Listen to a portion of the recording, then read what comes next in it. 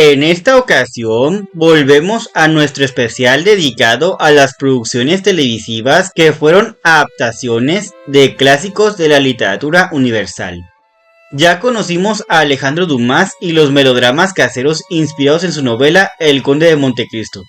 Hoy vamos a conocer a otro de estos escritores, Víctor Hugo, mediante su obra cumbre Los Miserables, misma que fue publicada mediante folletines, una novela por entregas.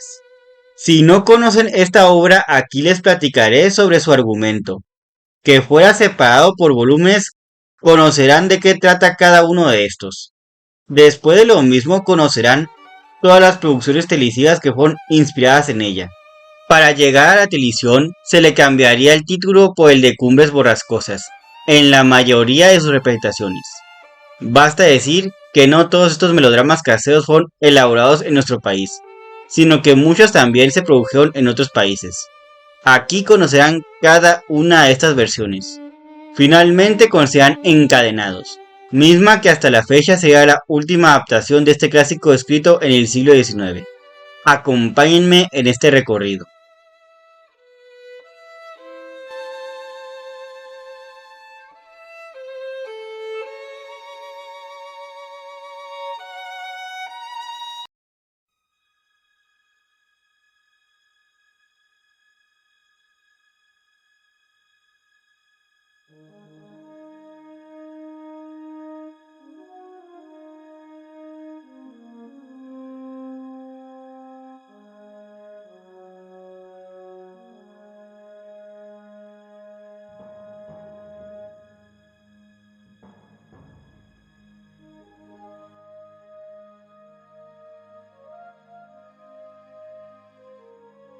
Los Miserables, una novela literaria del escritor francés Víctor Hugo 1802-1885, que fue publicado por volúmenes en 1862. A continuación tienen un resumen de cada una de dichas publicaciones.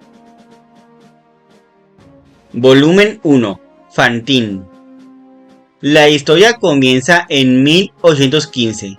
Jean Valjean, nuestro personaje principal, quien después de una sentencia de 19 años de prisión, víctima de un trágico destino, ya que fue sentenciado a 5 años por robar pan para alimentar a su familia, vería ampliada su sentencia tras varios intentos de fuga. Se vería abrumado por su pasado como convicto en cada ciudad a la que llegara después de salir de su encierro. Sería rechazado por ser un exconvicto con un pasaporte amarillo. Solo un hombre, el obispo Myriel, es quien le abre la puerta para brindarle alimento y refugio. Pero debido a que Jean Valjean profesaba un odio, amor y resentimiento hacia la sociedad, no era muy consciente de sus actos. Decide robar los cubiertos de plata del obispo y huir por la ventana de su propiedad. Pero es detenido por la policía y llevado de regreso con Myriel, quien les cuenta a las autoridades que él le había regalado la vajilla de plata, pero que se había olvidado de darle los 2 candelabros de plata, por lo que consigue que Valjean quede libre de nuevo. Al momento que los policías se retiran, el obispo dice a Jean que lo perdona y le ofrece los candelabros de plata, con lo que hace que le prometa que redimirá su vida y se transformará en una persona de bien. Pero en otra ocasión, mientras se encontraba perdido en sus pensamientos, Valjean robaría sin querer una moneda de 40 sueldos a un saboyano de nombre Petit Gervais, al cubrir esta con su pie, después de lo cual sería víctima del remordimiento, incapaz de alcanzar a Petit Gervais. Es consciente de su mala acción, y tras una epifanía decide cumplir su promesa al obispo. Después de lo mismo cambiaríamos a otro episodio, en los Alpes, donde Jean reaparece en el otro extremo de Francia, en esta ocasión bajo el nombre de Monsieur Madeleine, identidad con la que finalmente se ha redimido. Se enriqueció por medios honestos, con lo que se convirtió en el benefactor de la ciudad de Montreuil-sur-Mer, donde fue nombrado alcalde. Paralelo al ascenso de Jean Valjean con su redención, tenemos la caída en desgracia de Fantine, una madre soltera quien, para alimentar a su única hija Cosette, a quien dejó con los Thénardier, la mujer caería poco a poco en la miseria hasta llegar a la prostitución y la muerte. En este volumen el autor nos presenta a los personajes que siguen a Valjean desde el principio hasta el final de sus aventuras. La señora y el señor Thénardier, quienes carecen de honradez, representan la maldad en estado puro. Son dueños de una posada, donde el hombre presume de haber sido un héroe veterano durante la batalla de Waterloo, con lo que en realidad intentaba robar las pertenencias de los soldados caídos. Se topó con un oficial vivo, a quien por remordimiento salvó. Más adelante se hablará de la relevancia de este acto. Los Thénardier también son padres de Empony, cuyo heroísmo se ilustra más adelante. Otro personaje que nos es presentado es Javert, quien interpreta a la justicia implacable y rígido. Puso todas sus energías en la ley, su religión. Para este momento podemos creer que Valjean, convertido en Madeleine, se había salvado y logrado reintegrarse en la sociedad, pues Víctor Hugo no lo quiso así. Para él, la honestidad era un compromiso en virtud de una larga noche de vacilación. Será compromiso de Madeleine rescatar a un pobre diablo, Champenteux, identificado por error como Jean Valjean, condenado en su lugar. Todos los beneficios de su nueva posición ayudan a Madeleine, según Víctor Hugo. La injusticia solo se hace para Champenteux, tras lo cual Valjean escapa a la justicia, sin embargo regresa clandestino a cumplir con una última promesa realizada en el momento que Fantine murió, a quien había ayudado. Debe salvar a Cosette, esclava en la posada de los Thénardier. Volumen 2. Cosette. Aquí tenemos que Valjean fue capturado y condenado a trabajos forzados, de por vida.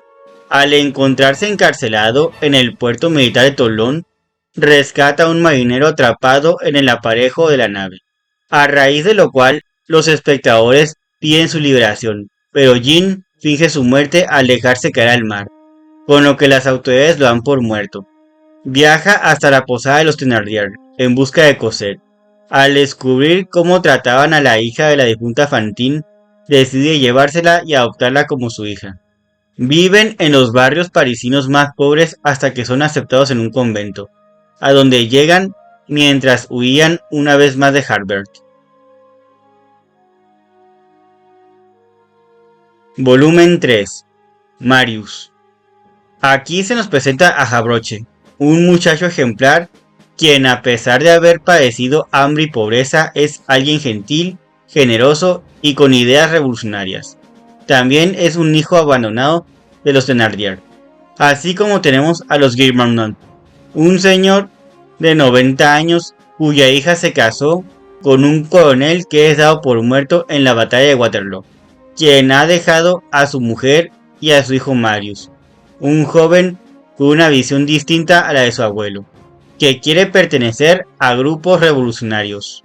Todo cambia al momento que se entera de que su padre no está muerto, sino que vive en Normandía, y prefirió renunciar a verlo para que éste no perdiera una herencia. Al momento que se puede reencontrar con su padre es demasiado tarde, ya que éste sucumbía. Solo le pide que se mantenga fuerte en sus convicciones y que no renuncie a lo que quiere. Volumen 4.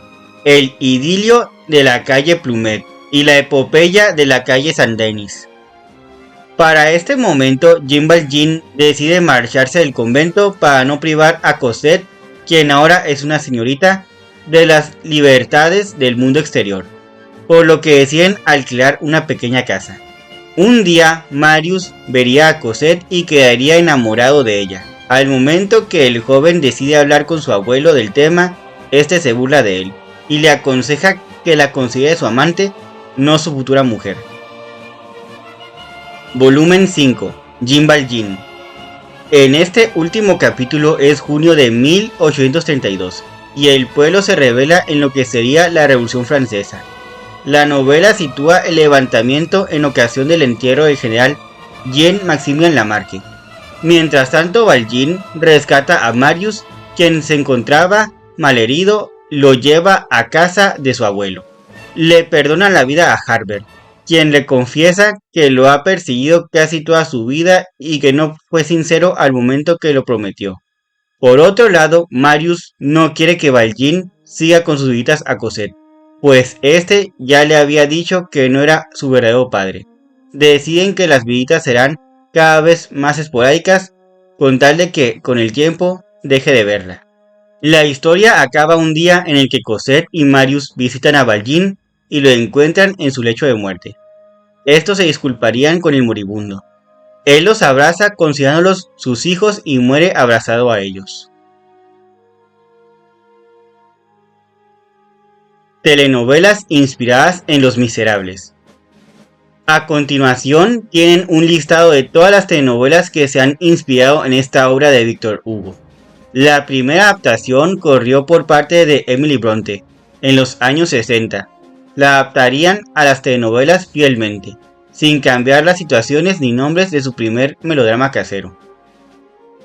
Cumbres Borrascosas, América Televisión, 1963. Telenovela peruana protagonizada por Ricardo Blume como Helfig y Sabi Kamalich como Catherine.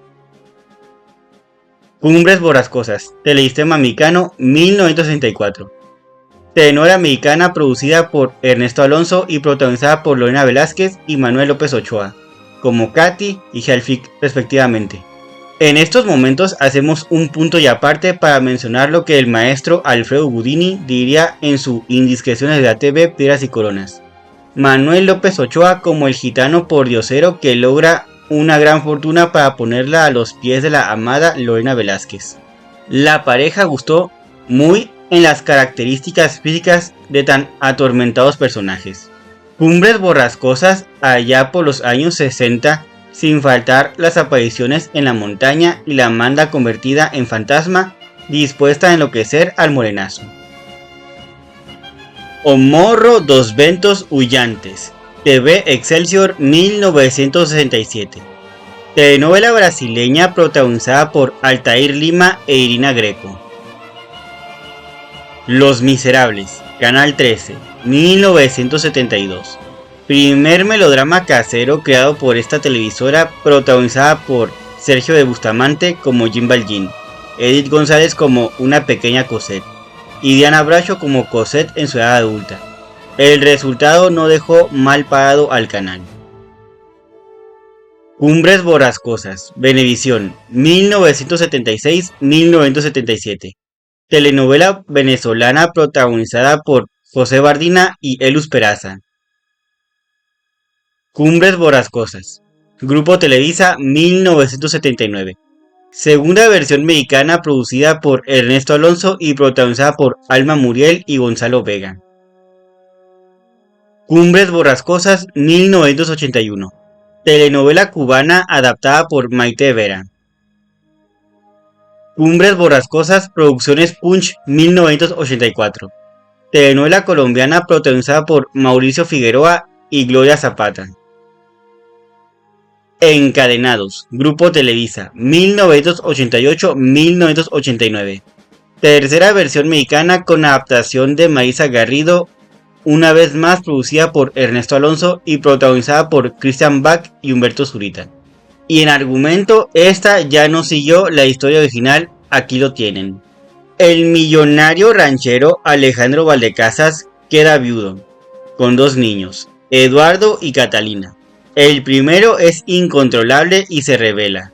La segunda es generosa y tímida.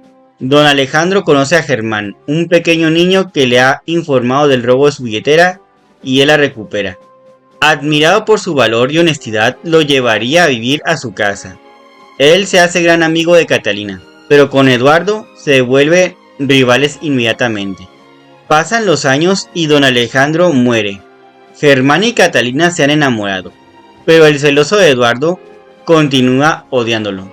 Así que, en complicidad con Caralampio, el malintencionado dueño de la fábrica de La Sevilla, lo persigue. Germán es cortejado por Blanca, la vecina caprichosa de los Valdecasas, e Isabel, muchacha frívola e hipócrita. A su vez, Catalina es cortejada por Daniel, el hermano de Blanca. Finalmente, las intrigas de los villanos logran separar a Catalina y Germán. Ella se casa con Daniel y Germán se casa con Blanca sin amor.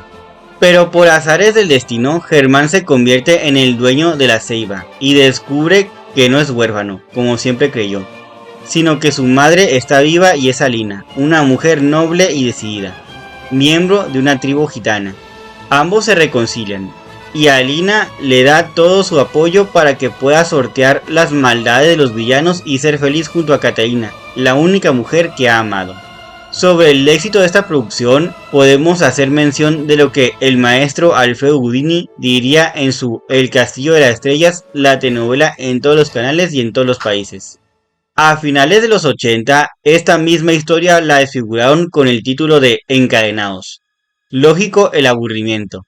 Al final no se atrevieron a matar a Christian Bach y Humberto Zurita. El asunto de nos volveremos a idolatrar después de la muerte perdió sentido en un beso más de la pareja, en otro final convencional. Humberto Zurita se lució en su acto sexual con Christian Bach, en los créditos de la telenovela Encadenados. Sobre esto último, el mismo Álvaro Cueva señaló para un artículo de la revista Somos, titulado El señor telenovela, Ernesto Alonso. Dice así: de hecho, en Encadenados tuvo que cambiar los créditos porque eran demasiado candentes para los castos ojos nacionales de los años 80. Con lo que podemos decir que tuvo una aceptable recepción del público.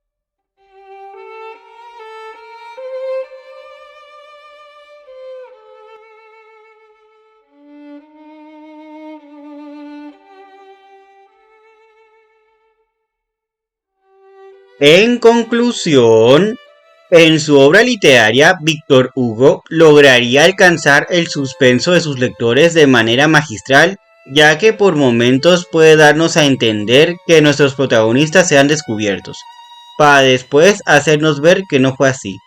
En palabras de María Margarita Cerro Díaz en su tesis de licenciatura Perspectiva semiótica de la telenovela mexicana, cuando parece que los protagonistas ya no tienen salvación, expone de manera inesperada algo que de forma truculenta hace que se salven.